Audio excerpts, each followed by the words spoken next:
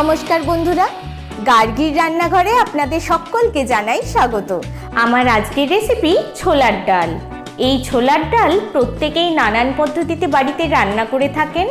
আমি কোন পদ্ধতিতে এই ছোলার ডাল রান্না করি আজ সেটাই আপনাদের সাথে শেয়ার করব।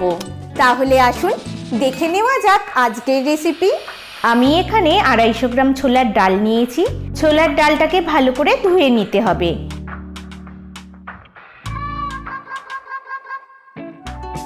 তিন চারবার জল বদলে ধুয়ে নেব। ভালো করে ধুয়ে নেওয়ার পর এটাকে প্রেসার কুকারে সেদ্ধ করে নেব।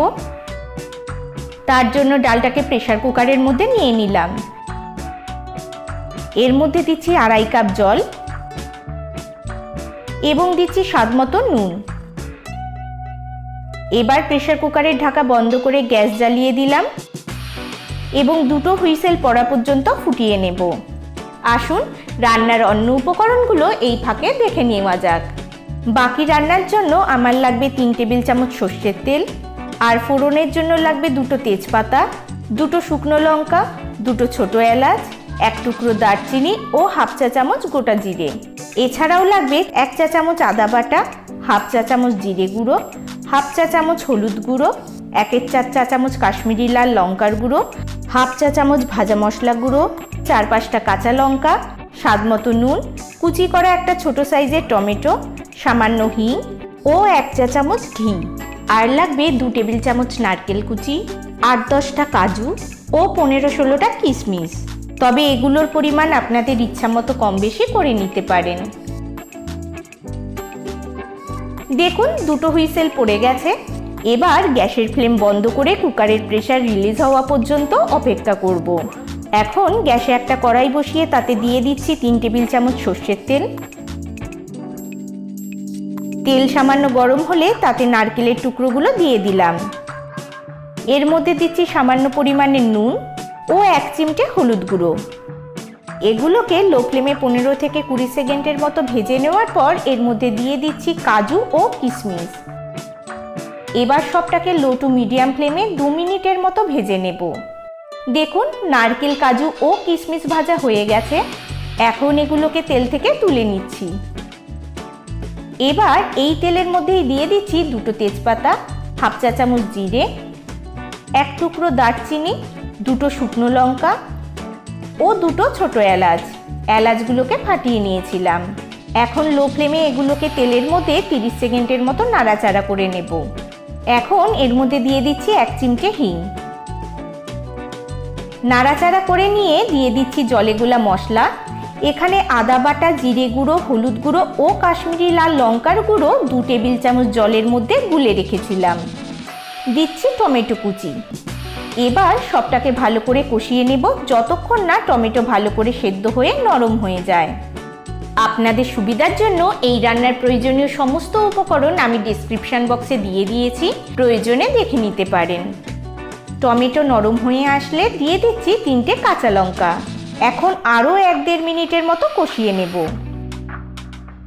আমার চ্যানেলের সমস্ত বন্ধু দর্শককে জানাই আন্তরিক ধন্যবাদ এভাবে আমার পাশে থাকার জন্য। আর যারা আমার ভিডিও প্রথমবার দেখছেন তাদের কাছে অনুরোধ রইল চ্যানেলটি সাবস্ক্রাইব করে পাশের বেল বাটনটি প্রেস করার জন্য, যাতে আমার পরবর্তী ভিডিওর নোটিফিকেশন খুব সহজেই আপনাদের কাছে পৌঁছে যায়।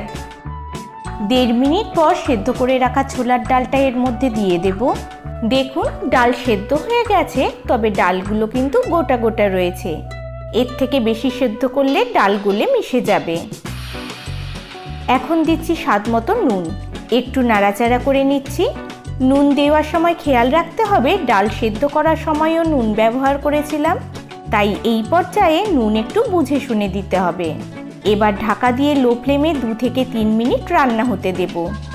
2-3 মিনিট পর ঢাকা খুলে নিলাম। এবার হাতার সাহায্যে কিছু ডাল একটু স্ম্যাশ করে নেব। এর ফলে ডালের টেস্ট যেমন সুন্দর হবে, এর কনসিস্টেন্সিটাও ভালো হবে। তবে আপনারা চাইলে এই প্রসেসটা স্কিপও করতে পারেন। এবার মিডিয়াম ফ্লেমে ডাল 1 মিনিটের মতো ফুটতে দেব। ডাল ফুটে উঠলে এতে দিচ্ছি 1 চা চামচ চিনি, কারণ ছোলার ডাল একটু মিষ্টি মিষ্টি হলে খেতে বেশ সুন্দর লাগে, তবে আপনারা চাইলে চিনি স্কিপও করতে পারেন। একটু নাড়াচাড়া করে নিয়ে এর মধ্যে দিয়ে দিচ্ছি ভেজে রাখা কাজু, কিশমিশ ও নারকেল। সমস্তটাকে ভালো করে মিশিয়ে নিচ্ছি। এখন দিচ্ছি 2টো চেরা কাঁচা লঙ্কা ও 1 চা চামচ ঘি। এগুলোকেও ভালো করে মিশিয়ে নেব। এবার 1/2 চা চামচ ভাজা মশলা গুঁড়ো ছড়িয়ে এটাকে আরও 1 থেকে 1.5 মিনিটের মতো মিডিয়াম ফ্লেমে রান্না করে নিলেই একেবারে রেডি ছোলার ডাল। এবার গ্যাস বন্ধ করে এটাকে সার্ভিং বলে তুলে নিচ্ছি। যে কোনো ধরনের কচুরি, রুটি, লুচি, পরোটা ইত্যাদির সাথে এটাকে সার্ভ করুন। দুর্গাপুজোর অষ্টমী হোক বা যে কোনো নিরামিষ দিন, সকালের জলখাবার হোক বা ডিনার, এভাবে ছোলার ডাল রান্না করে নিন। বাড়ির সকলেই ভীষণ ভালো খাবে। আজকের রেসিপি আপনাদের কেমন লাগলো আমাকে অবশ্যই কমেন্ট করে জানান। ভালো লাগলে ভিডিওটি লাইক করুন এবং বেশি বেশি করে বন্ধুবান্ধব, আত্মীয় স্বজন ও চেনা পরিচিতদের মধ্যে শেয়ার করুন। আজকের মতো এই পর্যন্ত। আবার ফিরে আসবো অন্য কোনো রেসিপি নিয়ে। সকলে ভালো থাকবেন, সুস্থ থাকবেন।